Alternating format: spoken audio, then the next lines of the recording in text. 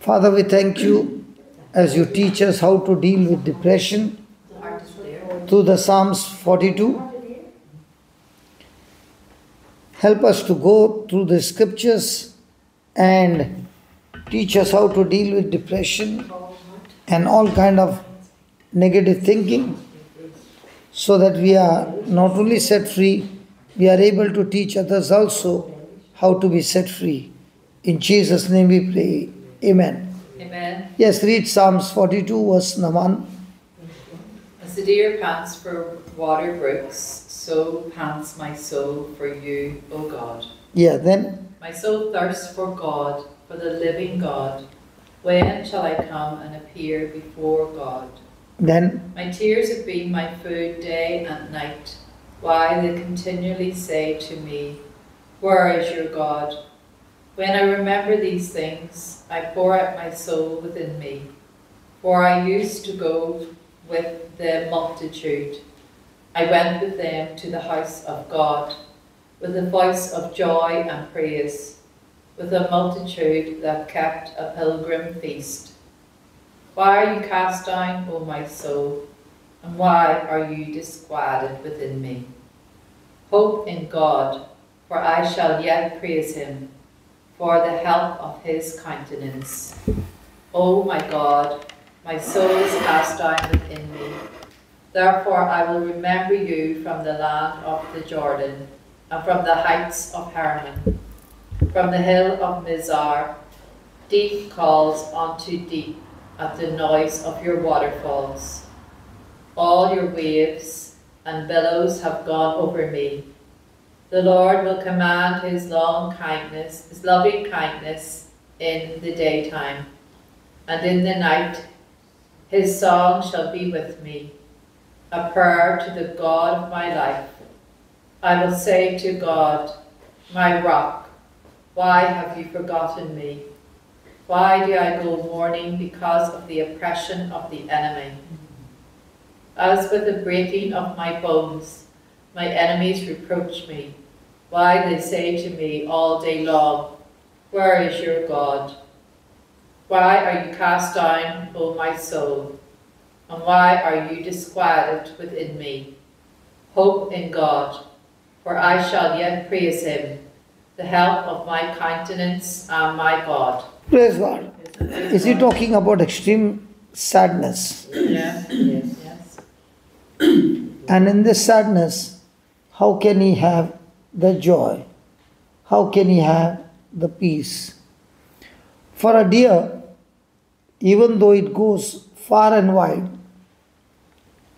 to be enjoying the fresh grass, but that lick of that water is like nectar for the deer, because when it's thirsting, the only thing that can quench the thirst is water. Have you ever tried, when you are thirsty, you drank some soft drink and you thought the fruit juice will quench my thirst, or some soft drink will quench my thirst, but nothing can quench your thirst. The only thing that can quench your thirst is water. And what's the taste of water? No taste. No taste, yeah. And yet, only the water can really quench your thirst. In the same way, just as God created water to quench my thirst, God created me for love, and nothing in this world can satisfy me when it comes to human love. The only love that can satisfy me is God kind of love. And to get that love, man is searching for that love day and night, and believes that this friendship is going to be a good friendship, that I'm going to experience love. But then comes to a conclusion that even in this relationship, there is no satisfaction. No human being can satisfy you with love, because all human being love is two-sided, it is self-centered, and it is always based on performance. And when the performance is not satisfactory to me, the love starts diminishing.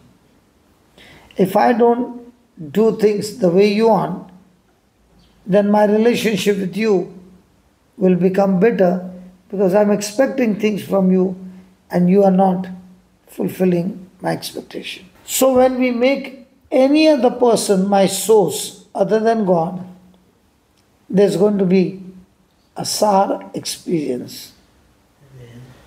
So only when I realize that God alone is my source and only He can satisfy me, then I'm not knocking at doors to find who can come and help me and satisfy me and encourage me. Anybody has been there? Oh, yes.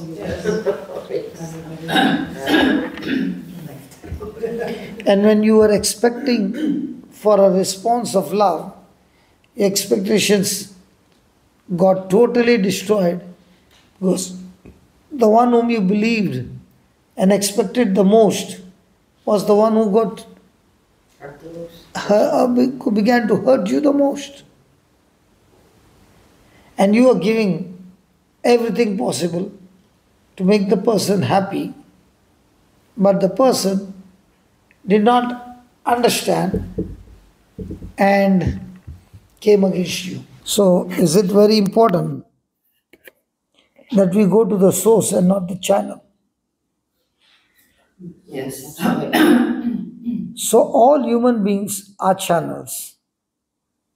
They come into your life, but they are never your source. So, remember, when God wants to do good in your life or His goodness to manifest in your life, He will always do it through relationship, human relationship. In the same way, when the devil wants to destroy your life, he will also use relationship, human relationship. But in that relationship, if your mind is set on God, then you are saying, you are not my source, God is my source, you're only a channel. But the day you make your channel your God, there comes the trouble. Because if you make God your God, then you're looking for the root or the source to satisfy you. So your expectations are met. But when it comes to human beings, the demand to perform is extremely high. And if the performance is not according to the other person, now the person is offended, bitter, and he doesn't want to have anything to do with you because the foundation of the relationship is your performance. But when it comes to Jesus, your relationship is not on the foundation of my performance. He performs for me, whether I'm good or bad. His performance for me never changes. And the day you start enjoying this relationship, now you don't even want to look around for any expectation from anywhere. Now your whole attitude has changed. From receiving love, you have become giving love. Which one is better, receiving or giving? But you need to receive it first to give it, don't you? So we were born in the fallen nature where it was all about what can I receive. Now when you had fellowship with Christ and he gave you a born again nature, it all changed to what can I give.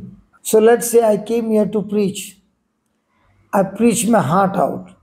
Okay? And while going, I did not get any euros or pounds to go. Now, what was I expecting? Pounds. I did my best. But was my expectation met? No. So what happens? Everybody were rejoicing, but deep down I was sad because my expectation was not met. I'll give a real story what happened. Can I? I was in Bahrain, Middle East, and I'd gone to preach there, and the priest said, I will allow you to preach on one condition. You cannot visit homes and pray. You cannot visit homes and pray, and you're not allowed to take a collection from anywhere. I said, good. Second, I will sit and watch you preach, And if I find that you're preaching as error, I'll stop the preaching instantly and then we talk no more. So he sat down for the retreat the first day, the second day, did not get up from his seat, and I had to go to Kuwait from there, directly from the service, to take the night flight to reach Kuwait. So I went to meet him early and I said, Father, I might not be able to say bye to you because I have to rush to the airport to reach on time.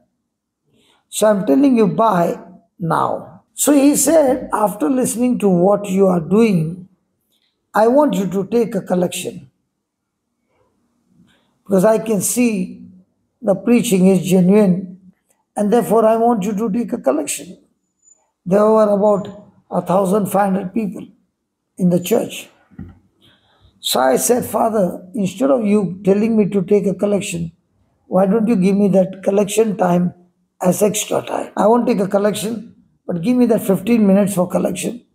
He said, why do you want to take 15 minutes for collection? You can preach and the collection goes on. No. Preaching is when Jesus speaks. There's no other activity but Jesus' activity.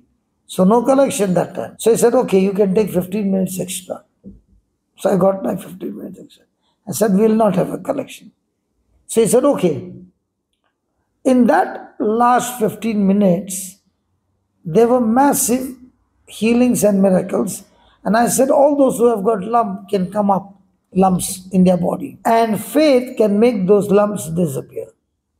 So I kept asking, how many you got? How many you got? And there was one lady, I asked, how many you got? She said, I don't know. I said, what do you mean by I don't know? So she said, I've got so many that I don't have the count of it. I said, praise God. So we'll start with her. So we started praying and I said, now watch what happens. And as the lumps were rebuked, she fell on the floor, began to roll, and when she got up, she saw all the lumps were gone. Now the moment she said all the lumps were gone, the others who were standing got the faith. I did not even have to pray for them. The lumps were gone. Now everybody were rejoicing and singing praises of God. And I said, listen, the symptoms are here. It's an evidence that Christ is here. The King of Kings is here. So shall we kneel down and worship Him? So I said, everybody close your eyes. And I told the choir to sing the hallelujah. So as they were singing with eyes closed, I ran out of the church. Because otherwise I wouldn't have been able to run out. And I went to the airport and it was a beautiful farewell. I was rejoicing. The extra 15 minutes I had seen the glory of God. And I was sitting on the flight, thanking and praising God. So the devil said, you lost 1,500 dirhams. Even if everybody had to put one dirham, it would be 1,500. You lost such a big amount. And I said, according to you, I lost 1,500.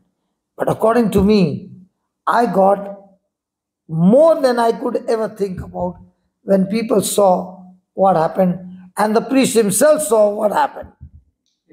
Okay. So I was rejoicing and praising and I went to Kuwait and that evening the service started. And a man came and said, you know what? This morning you came in my dream. I said, I came in your dream? I said, yeah, you came in my dream for the first time. And God told me to take about 100,000 rupees and go and give it to the preacher.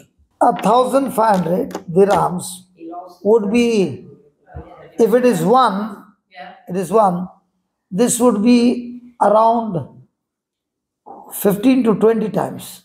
Right. So even if I had to take a collection, one man came to give me 15 to 20 times more. So he said, God came in my dream and told me to do that. I brought a check to give you. And I began to cry. He said, why are you crying? He said, this is what happened on my flight. The devil said, I lost 1,500 dirhams, and here you are giving me 20 times more than I would have taken a collection. Praise you, Lord. Praise you, Jesus. Yeah. So who is my source? Jesus. So when he is your source, your expectation is never from the channel. We are married, right? I'm a man, you are a woman, right? In marriage, do we have expectation from our spouse? Does the spouse fulfill the expectation all the time? So what happens to you? Grumble, complain. But if you said, my spouse is not my source, he is a channel where Christ is my source. So I am no longer looking at my spouse to satisfy me. I'm looking at my Christ to satisfy me with his love. Now what happened to you two? Hello, what are you all discussing? I forgot it's my husband's birthday today. And you forgot. I'm so busy the last 3 days. It went out of my head. It's okay, it's not night. I know, so it's okay. It's okay. But normally, the lady doesn't forget, the man is the one who forgets. I know. I've never forgotten this, never. See, you got so drowned in the word Yes. that you forgot the birthday. That's right. Doesn't matter. But when the man forgets to wish the wife, she goes around everywhere to draw his attention, and he's still watching the football match. That really irritates him. Yeah. And that at 11:45, midnight, she says to him, do you know what is today? Today is Wednesday. No, what's the date today? And then the lady says, don't you know today is my birthday? Don't touch me. You forgot that the one to hear about. Don't you touch me. Midnight is over. Now they go to sleep. Where's the woman's back? To the wall. Towards his face. Towards his face. Yes. And he says, why should she sleep with anger today? So slowly he touches her shoulder. I told you, don't touch me. Next day he goes to the office and says, I made a big blunder, man, to his friend. My wife is so annoyed with me. How much? Very annoyed. Then introduce her to her best friend. What? Introduce your wife to your best friend. She'll be happy with you. Don't talk in parables. Tell me what. I told you, introduce your wife to her best friend. So he says, go to the diamond shop, jewelry shop, pick up how much is the hanger, bigger the diamond. And in the evening, go and give it to her. So his friend, he says, will it work? 100% it will work. So he goes on his knees and gives the jewelry box. She opens and she finds the ring. And she says, you trying to bribe me? You trying to bribe me? She takes the ring and throws it on his face. Do you think she'll throw on the face? No. No. If she does, she'll come and get it again. She'll wear it and say, you brought it for me? See that next year again you forget about the birthday. Now, is it about performance? Yes. Just because he forgot, I'll show you my back. How many times did we fail in our performance in our relationship with Jesus? When was he angry with you? Never. Never. He's never angry with you. He's all the time waiting for you and saying, I still love you. You can't do one thing to make me love you less. So when it comes to Jesus' relationship, there's no more performance now. And the day you understand that I don't need to perform to receive his love, You're absolutely free. But when it comes to a marriage relationship, the spouse has to perform. I don't know about UK culture, but in my country, the lady will do everything to perform to see to it that my husband is happy. Even if she doesn't want to do it, she'll still do it. It will be a pain, but she will still do it to keep peace. I would have been the same. This is in my country, not in UK.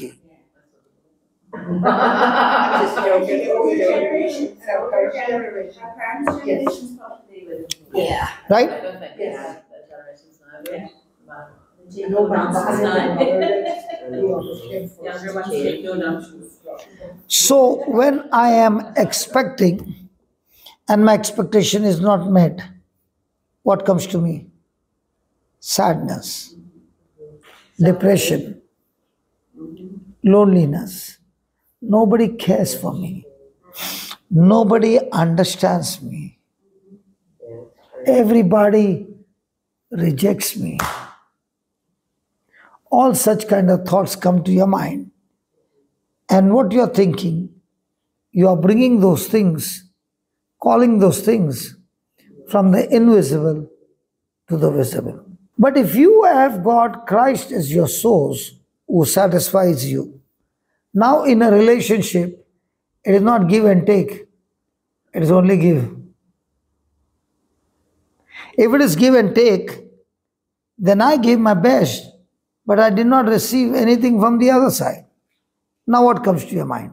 Sadness. But you expected everything from the source, Christ, and never expected anything from the spouse or anybody.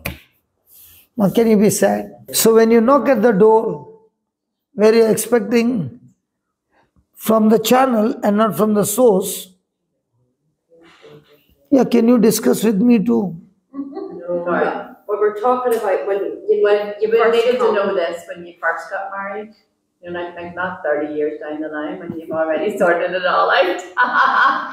That's why you see, when you got married, and now your marriage after so many years, and you learn the principles of the Bible. Today, your marriage is super beautiful than what it was when you were young. Because now you learn to die, learn to die, not by force, but Christ is the one who is teaching you to die.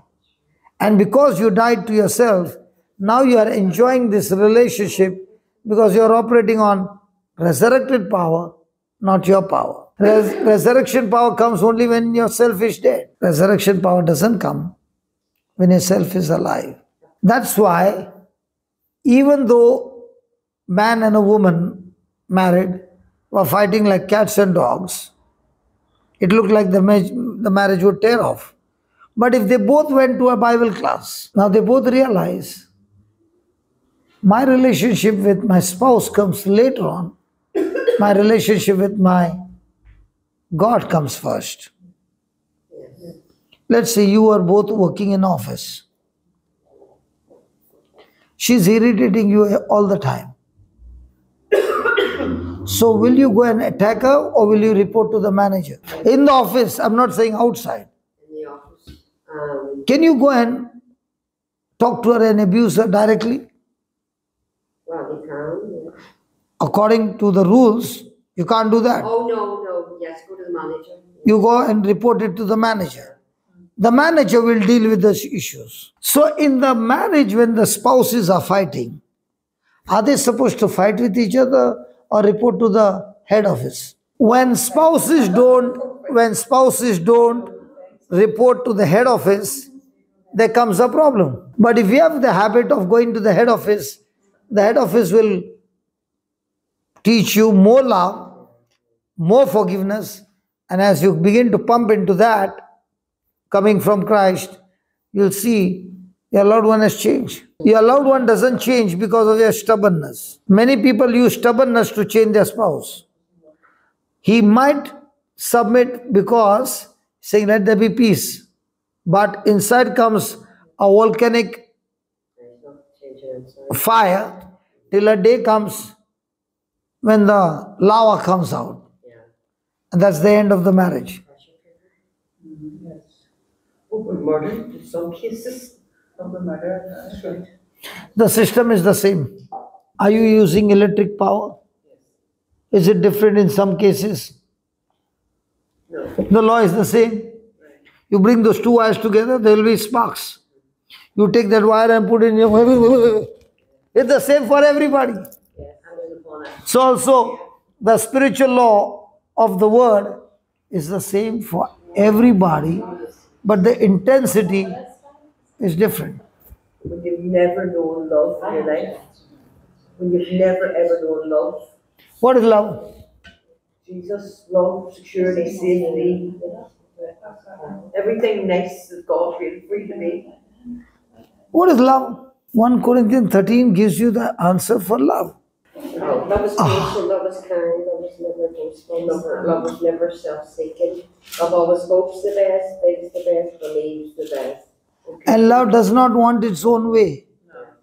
You forgot that. That's what restored my marriage. See, in my life, there was a misinterpretation of the Bible that I used, that husband is the head of the family. So I said, I'm the head. And what was my mistake? Head is the one who leads, not rules. So I was the head who ruled. I was supposed to be the head who leads by example. So I always wanted my way. And if it did not happen my way, I would show anger. This is after my conversion, after I was preaching. And one day, out of anger, just to give her a little fear, I said to her, the next time all these things happen, you can take your children and get out of this house. This is my house. I'm preaching at that time, just to give her fear. I did not know at that time the woman was more smarter than the men. So I said it somewhere in November, and she did not react. Somewhere in April, when the children exam got over, she's ready with a bag. And I said, listen, that happened in November. And she said, preacher, even though you were so bad, I never used the word separation or divorce in our relationship. Because when you use the word, the seed is planted. I never planted. It was you who planted it. And preacher, remember, death and life is in the power of your tongue. You planted it. You are reaping the harvest now. So I said, I don't mean it. Then my question was, when I was in the club, when I was in drink, when I was in gang fight, when I was a bad man full of sin, you never left me. And now I'm a preacher. I don't do any of those things. She said, now you're more dangerous than then. I said, how do you say that? She said, when you were wrong, you knew you were wrong. Now you're wrong and you don't know you're wrong. And when you don't know you're wrong, you'll never make correction. When you're wrong, there's a chance of correction. So now you are not only dangerous to our family, you are dangerous to society. So even though I'm going, that doesn't mean I don't love you. That doesn't mean that I want to separate from you. That doesn't mean I want a divorce from you. That means you have become spiritually more proud, and unless that pride goes, you will never be a blessing to others. So the day I see you, that your pride is dead, we'll be together. So because I'm the head, I rule. See, my interpretation was wrong. Not that I wanted to do that. And she said, you know what? You don't have love. I said, what do you mean by you don't have love? So she went. And I said, faith can get everything. Faith gives us victory. I can get her back, no problem. So I went straight to the retreat house and stayed there for 1 month. Left my business, everything behind. Went there for 1 month, fasting and praying, exercising faith, that my wife has come back. Praise God. When I returned after 1 month, she never came back. Now became a problem. There's something somewhere, a lie, which I have to discover why this is happening. So the Lord began to tell me, you don't love your wife. And I said, Lord, if I don't love my wife, would I leave my business and go for 1 month? He said, go and read 1 Corinthians 13 again. And when I read there, it said, love does not insist his own way. Yes. And he said, tell me one thing, how many times do you want your way? I said, all the time. That's not love. So I said, you got to give me a parable so that I understand. So after a few days, as I was driving, I saw a dog. In India, we have stray dogs. Okay. So the stray dog was on the side of the road, and I purposely took my car as if I'm going to hit him. But he would not get up. So I took it by the side. I said, that's a very brave dog, looking at me, but would not get up. And the Lord said, why don't you stop the car and see that? Look at the dog. And I found the dog was dead. And I said, now if you kick the dog, will he chase you? No. Will he bark at you? No. Will he bite you? No. He's dead. So the day you are dead in your relationship to yourself, you're operating in love. I said, can you explain? When I was crucified, did I play the dead dog, or did I have the power to fix them all? I had the power to fix them all. Did I use my power? No. Did I submit myself to God? Yes. Did I take every insult, abuse, and everything patiently? Why did I do that? Because of love. I said, is it possible to do that? He said, yes. The same love I poured into your heart. After a few days, it was a rainy day, I had gone to meet somebody, and I saw a mat. Welcome. The doormat. Oh, yes. And my shoes were a little dirty. Before ringing the bell, I cleaned my shoe on that mat, and the mat still smiled at me and said, welcome. So that's love. So if you practice these two, your wife will surely come back. Because faith works through love. Love believes all things. Yeah. So my journey began, and I began to make love as the highest priority in my life. Few months went by, and now there was a marriage in the family from her side. And I knew she will come for the marriage. She's gone to Bangalore, I'm in Bombay. So uncle said, come home. They are all coming. So I went for the marriage, and I went to talk to her. It was like I'm meeting a stranger, just a dead wall.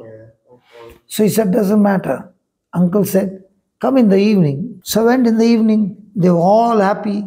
The moment I went into the house, the whole atmosphere changed. So I said, it is a good day. I should not be here because the atmosphere has changed. So I told her, can we meet down? So she came to meet me down. And just then her sister came. And she asked me a question. Do you really love her? I said, yes. So do one thing. Go and find a job in Bangalore. And the day you find a job, your wife will join you. I've got a business in Bombay. Everything I got in Bombay. And this lady is saying, I go and find a job. So she said, you decide. You want to preach or you want to go and find a job? If you find a job, she'll join you. If you want to preach, keep preaching. She'll never come back to you. So I said, as for me, I will never quit preaching. And I turned my back and I walked out, tears rolling down. And the devil said, the last chance was there, it's gone. 2 months later on, my wife called me and she said, I'm thinking of taking a place on rent. Why do you think she called me? If you take a place on rent, do you need... Oh, she's bought a place of her own. She's getting a place of her own. No, but on rent. She was staying with her mother, so she's thinking of shifting. Moving out and getting her own place. So to get the place, does she need money? Needs money. Who has got the money? So now the ball is back into my court. So I'm about to tell her, come back to Bombay. And the Lord reminded me, love does not insist his own way. If you love her, give her the money. And for a woman, her top priority is to have her own nest. And if the husband gives her a nest in Bangalore, she'll never ever come out of that nest again. So her chance to come back to Bombay is gone if I give her the money. And the Lord said, trust me, give her the money. So I gave her the money to take the house. So I said, now Lord, I've given her the money. Now I can go home. He said, no. If you go now, you'll blow up everything good. So I said, I don't understand this love. You give money, you stay out of the house, you have no authority, you are just a dead dog, you're a mad. He said, okay, let me give you a parable. Do you ever see a farmer planting a very good quality seed in summer? No, because that good quality seed will be destroyed by heat. So you planted the seed in a life which has solved a problem, but it is a summer season. So wait for the rainy day. So even though your flesh is saying, I want to go, tell your flesh, it's summer season. Don't you go and knock at the door. Everything will go bad. So more few months go by. And now I've crossed Bangalore to go to retreat in Mysore. So you have to pass through Bangalore. Okay, that there has to be a stop where you change over. So while returning from the center, I called up because there were still 3 hours remaining. So I said, let's take a chance. If she comes to meet me outside, we can have dinner together. So I called her and I said, I'm in Bangalore and I've got 3 hours. Can we meet up? She said, no, we can definitely meet up at home, but not outside. So I said, God, she's calling me home. He said, rainy day. It's a rainy day. Go now. So when I go, I see the atmosphere at home is like a stranger. A dictator has come home. Everything is quiet. Children are quiet. All the inner wounds are opened up. One wrong word can blow up my miracle. I'm not opening my mouth. Dead dog. And then she says, let's have dinner. And when I said, let's have dinner, from my phone call, she prepared so quickly all the wonderful food that I love, which I had not eaten for such a long time. And when she served, I'm eating with them, enjoying. Something happened at that time. I don't know what happened. When I picked up my bag to go, she said, can you stay tonight? From that night till today, I'm staying with her. So God began to teach me to repair my marriage. I had to go through an investment of selfless love continuously. And when I went there, I stayed there for 7 months. Imagine a man who is working, is living in the house, 7 months jobless. And she looks at me and she says, "You're not the man who will be without a job for 7 months." I said, "I'm scared to go and do a job now, because if I do a job, I go full-fledged on a job." She said, "God called you on a ministry. Why don't you go back and do the job?" I said, "I'm scared. Once I start, I can't put a stop." She said, "Now I can see you're not the same person. You are changed. And I let you go free. Even if you go for 1 year, I have no problem. But stay humble all your life." So now the pride was gone. And I thank God for her that she took that step. I thank God for her that she took that step, saying, "You're not only dangerous for our family, they are dangerous for everybody." And once I got this investing selfless love, I saw so many marriages where there were crises. Teaching my example, husbands began to become a dead dog and become a doormat, and marriages were restored. So when I invest love seed, I sowed the love seed went and healed all the hurts, and now came the rainy day with all the hurts healed, marriage got restored. And it works vice versa too. Not just And now it not only got restored, it became more beautiful than when I got married. It's now more beautiful than the honeymoon trip, because now I die to myself, she dies to herself. That's why we can both be together doing the ministry work. So she stays at home and I go and do my job. Then one of the reasons why we had crisis was, wherever I would go, she would not come for the ministry. So I said, "Why are you not coming?" She said, "Listen, God called you on a job. God called me on my job. My job is to look after those 2 girls and teach them that they don't get lost.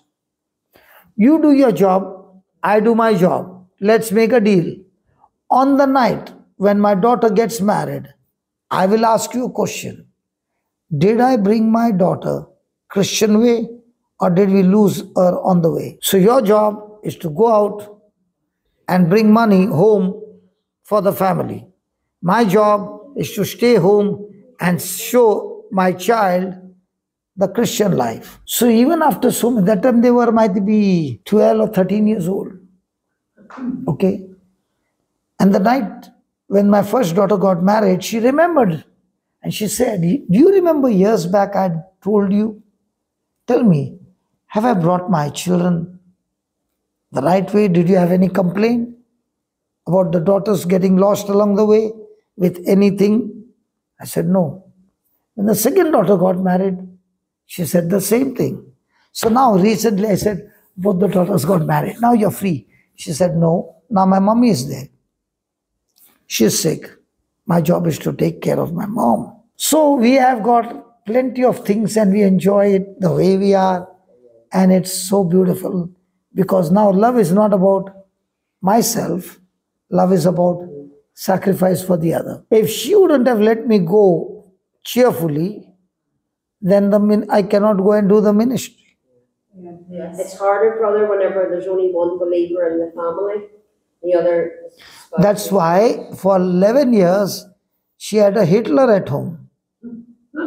And when I would get angry, I would remove the knife. You see? Nobody would have stayed back. And it was a continuous planting of love seed that changed my life. Continuously.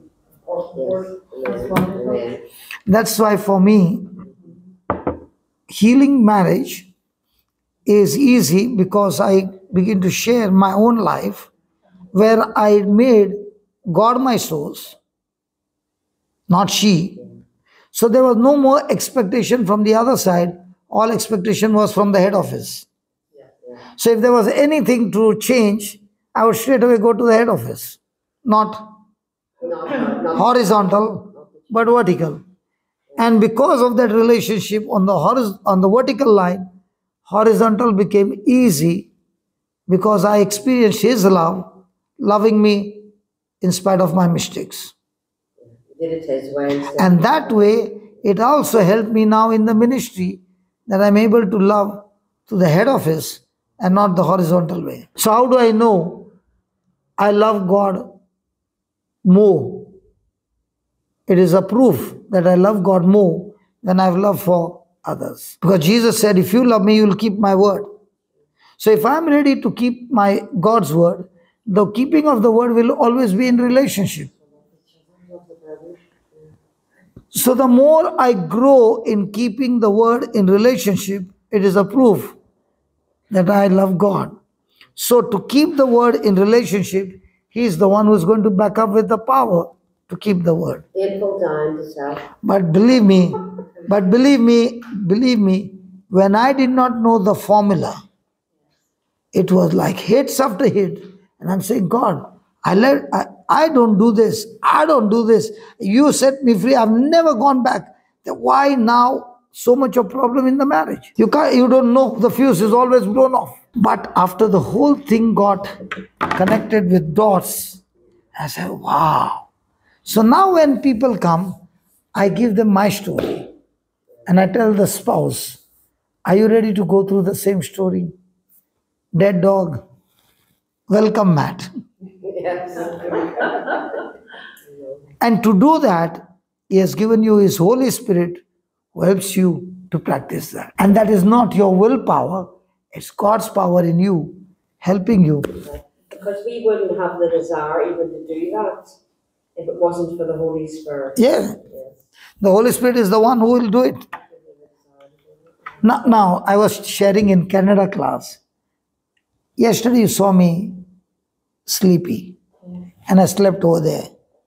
After that you saw me working. When I went back, all my messages started operating and I had to answer so many things. And then the Canada class started. And I just went to sleep, the calls began to come in. So I did not get chance. And when you saw me sitting down, I was sleeping. So that 5 minutes that I got, I was at the hotel reception on the chair, sleeping. And when she came, she did not have to wake me up. She just spoke and I was out. Yeah. You saw that? Yes. Now, honestly speaking, even today I did not get a chance to sleep. Now, even without sleeping, how can a person keep working? It is the grace of God. Absolutely, yes. It is not self-effort. Now, one thing I want to ask, how can a person keep on talking for 10 hours, 15 hours and still keep people engaged? It is the Holy Spirit. So the more and more you operate in love, the more and more Holy Spirit starts active in your life. So your love test is going to be in relationship. And the fast bowlers, all the fast bowlers are all at home. They give you the best training, the best teaching. Who gives you the maximum pressure? Family. Where do you get the best training?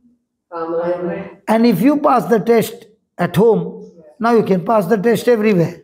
That's how it works, one day at a time. I went to the Holy Land and picked an olive branch to bring back for my family, and it rejected. See, They wouldn't accept it. I brought this from Israel. Nobody wants it. I brought my heart, That's what I'm talking about. not with things. But Teresa said she brought that, it was her heart. Yes, but listen, she brought from her heart spiritually. The person whom she is giving, are they spiritually? No. So they have no value for it.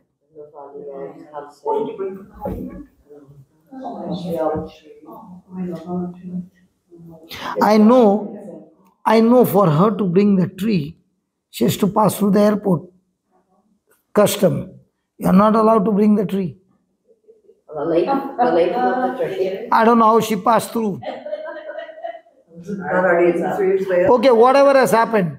So that means she took that risk to bring it to the person. But the person is not spiritual. So they don't understand. No. I can't bring seeds from my country to your country. I can't bring plants. I can't even bring my fruit. The custom will put a big fine on me. I don't know how you pass through. So next time don't bring anything from another country. Please remember, we don't want you behind bars.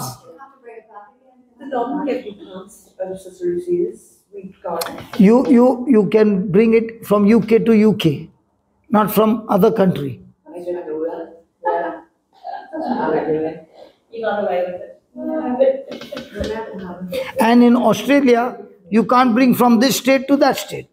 That's right. If you have got a fruit, if you have got a fruit and you boarded the flight from Sydney and you're going to Melbourne, before you go to the custom, you have to throw that fruit in the bin. Otherwise, you will be heavily fined for bringing the fruit from Sydney to Melbourne. Now, when I'm sharing the testimony, it's so simple, no? But when you're on that journey, it looks hopeless. Yeah, that's right. It looks depressed. It looks so many things.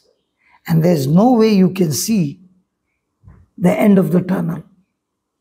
But because you are in the Word and because you are saying, God, you told me to do this, I'm ready to do. But how it's going to work, I don't know.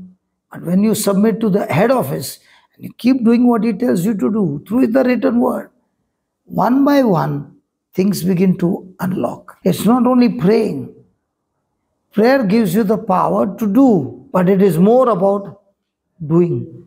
And when you fail to do, the result is depression. Because in spite of you longing for those things to change, they don't change. Why? Because you are not planting the good seed. That's why a good man, out of the good treasure of his heart, brings forth good things. So even if things are bad in your life, remember, the good treasure in your heart, when you start planting it, day and night, no matter how they treat you, you continue to be planting the good seeds. Those good seeds will definitely go and bring in the harvest. So when a person is depressed, he just doesn't want to work, he misses work, he drops out of society, he wants to separate himself, stay alone. And doing that, it does not do much good to the depressed person. And if you go and tell the person, come on, cheer up, that's the last thing he wants to do. So depression makes a person passive, not active. His feelings are lifeless and he's full of sadness. So when the person is going through this process, is he focused on Jesus or is he focused on his hurts? So as long as he's focused on hurts, can he ever come out of depression? No. So he has to make a decision to change his focus from hurts, from people, to Jesus on the cross, crucified, and what he has accomplished for us on the cross. Praise God. Praise God. So the person feels nothing good. There's nothing good about him. He is in a state of hopelessness. Praise God. And in his mind, he has a feeling, nobody loves me, nobody cares for me, nobody understands me, everybody is against me. Even my own have disowned me, they no longer accept me. And because of which now he's filled with worry and anxiety. There's no initiative in him, everything is lost, and he experiences many a time spells of crying. When you go to meet him, he is only crying. He has no desire to live anymore. He is only saying, when will my end come? That I just want to leave this planet Earth. I cannot take any more of that. And when he's going on to this journey, he experiences sleeplessness. So even though he takes pills of sleeping tablets, it will not solve the problem, because sleeplessness is not the root, it is the fruit. So unless he deals with the root, he cannot be set free. So the doctors cannot treat you for depression. The doctors can give you medicine to put you to sleep, but they cannot deal with the root cause. The only person who can deal with the root cause, his name is Jesus. And when the person realizes that I cannot come out, only Jesus can, and he comes to Jesus and begins his journey with Jesus by studying, listening to the teachings and speaking those teachings over and over again, day and night. Now, what has bound him is now getting uncoiled. And when the uncoiling takes place, he doesn't even know that when he's sitting and listening to the teaching or the system, his mind, which has been in captivity, is actually going through a wall without his knowledge, and what he's receiving from the preaching, the word of God, those words are actually destroying the leech in the mind. Have you heard about the leech? Yeah. What's a leech? It's a creature that sucks your blood continuously. And when it's sucking the blood, you don't even know that it's sucking. And when the stomach is full, it leaves. But after it leaves, then comes the pain. In the same way, our mind is being leached by ungodly thoughts. And the more and more I give my mind to think about the problems, my mind is being leached at a high speed, and that portion of the mind is in the captivity of those thoughts. Now, the person has got depressed. First comes oppressed. The pressure is coming from outside over a person, and now when the person is giving into oppression, it sinks inside. Now the person is depressed. And when the person is depressed, his ability to think and fight back is now getting so weaker and weaker that he cannot even think to make the right decision. He is so confused that for every decision he is thinking, is it right or wrong? I don't know. His confidence is totally broken. And day and night he's being tortured and tormented by negative thoughts. The Bible talks about the spirit of heaviness. So, and it says, put on the garments of praise. So is praise a weapon against it as well? Definitely. Yeah. But why? Because praising God. Because you go contrary to what the truth of that lie is. You're being presented with a lie in your mind. So the praise of the Lord, the Lord comes forth in his praises.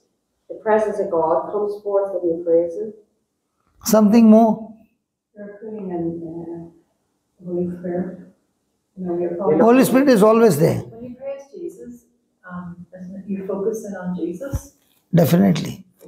When I'm focusing on Jesus and praising him, I get my attention from my problem to Jesus. Now I am magnifying the Lord instead of magnifying my problem. So when does a person get depressed?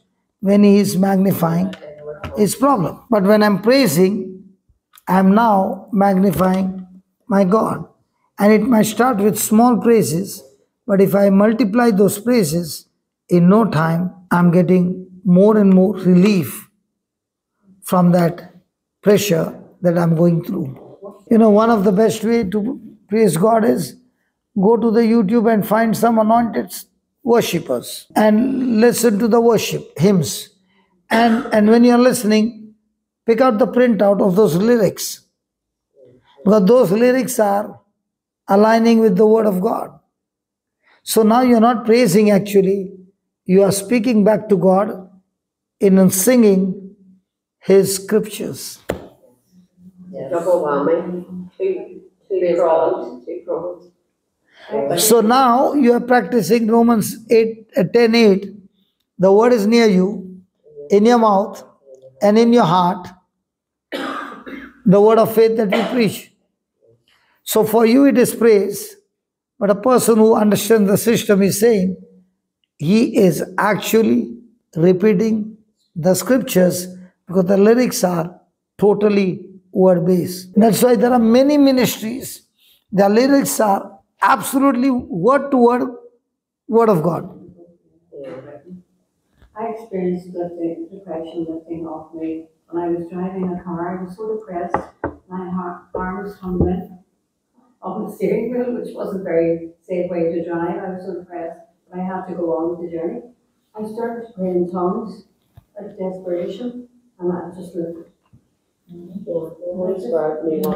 So by putting on the music, I can change the atmosphere where I am, because God dwells in the praises of his people. One, wherever there is praise, angels gather in the presence of God. So even though you are depressed and you're saying, okay, I'm going to put some music, praise, and listen to the lyrics, and I'm also going to swing my body praising my God. And what you started as first step as swinging, and you're hearing it again and again and again, after some time you're finding yourself dancing, because now praise is entering in and your stronghold of your problem is breaking, and you find yourself freedom. So can you change your mood? Yes. Can you change your attitude? Yes. Can you change your atmosphere? Yes. So when you purposely do it, you have changed from unbelief to faith. There is, during this 3 months retreat, there was this girl of 24 years. She was going through this battle right from childhood. And when she was in the retreat, the spirits began to manifest. And this 24-year-old girl was behaving like a 4-month-old girl. She did not even know that she has to go to the toilet. After she was delivered? Then she kept going worst and worst, and her mother came. Because we told her mother, she's uncontrollable. So the mother came, and I put a song called Rock and Roll, Jesus Came and Saved My Soul. And I made that song of 5 minutes into 1.5 hour man. So the same lyrics kept on repeating. Okay? Yeah. So that song goes for 1.5 hour. And the music is beautiful. So rock and roll, Yeah. Jesus came and saved my soul. Okay? As the mother kept on making us sing that, 1 day, 2 day, 3 day, 4 day, we found her coming back. Okay? In a matter of 5 or 6 days, she reached to the age of 17. And the mother is working, and she said, let me go now. I showed you how it works. We were happy. The next week, again the same thing happened, and she went back to the same. Now Jocelyn said, give me 5 days off. I won't come to preach. I will stay with her, and I will isolate her from everybody. Yes. Wonderful. Okay? Yes. So she had to give her bath. She had to look after her like a mother. And in 5 days, she made her use her mouth, her ears, and deliberately change the atmosphere that she had to forcefully stay there with her. Yes. 5 days. In 5 days, when she came out, she never went back. Till today. Praise you, Jesus. Thank you, Lord. Thank you, Lord. Amazing. Because she said, I want to experience that. So she volunteered to take care of her, to give her a bath, to take her to the toilet, help her in everything. And this girl is about 24. She said she would not even know that she was naked because her mind was totally captivated by those spirits. And now she's living a good life. Praise God. Thank you, Lord. Praise the Lord. Wonderful. So we because of her, I made the DJ of Multiply. You have heard that song? Yeah, I heard it. Yes. Yes. The same line is repeated again and again and again. So the word of God in your mouth, in your heart, is the word of faith that we preach. And when she's confessing that word, now what's happening? Devil, you got to back off, because the word in her mouth, she's confessing, even though she's not believing now, but as she's hearing it over and over again, the substance called faith is being produced, and she receives her deliverance. Praise the Lord. Praise God. Father, we thank you, we praise you. Thank you for this session, O Lord.